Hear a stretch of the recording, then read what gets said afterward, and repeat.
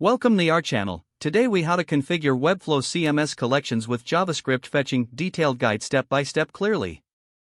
Start by logging into your Webflow account and opening the project you want to work on. Navigate to the CMS section in the left sidebar of the Webflow Designer. Create a new collection to house the content you want to fetch later. Define the fields for your collection, ensuring you include a name and any other necessary fields like images or descriptions. Once you've set up your collection, go to the Pages panel in Webflow. Create a new page or choose an existing page where you want to display your CMS content.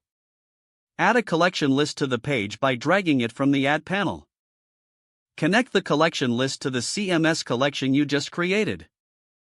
Style your collection list and its items to fit your design specifications. Now, publish your project to make the collection accessible via the web. Open your browser and go to the published site to check the collection list. Next, switch to your code editor and create a new JavaScript file. In the JavaScript file, set up a function to fetch data from your Webflow CMS using the API endpoint.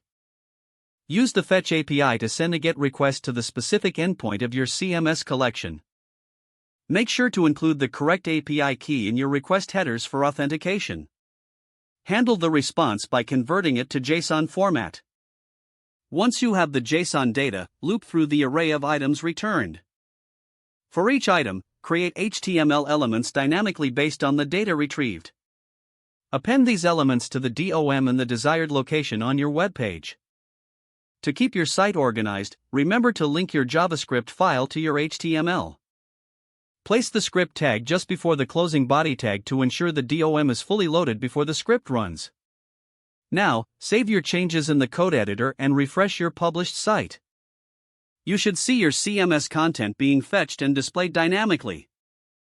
Double-check that styling and functionality work as expected across different devices. If something isn't working, inspect the console for any errors in your JavaScript code. Make corrections as needed and test again to ensure everything runs smoothly. This configuration allows you to leverage Webflow's CMS effectively while using JavaScript for dynamic content fetching. If the page does not load, refresh the browser or try again in a private or incognito window. Don't forget to like this video and subscribe to our channel for more step-by-step tech guides.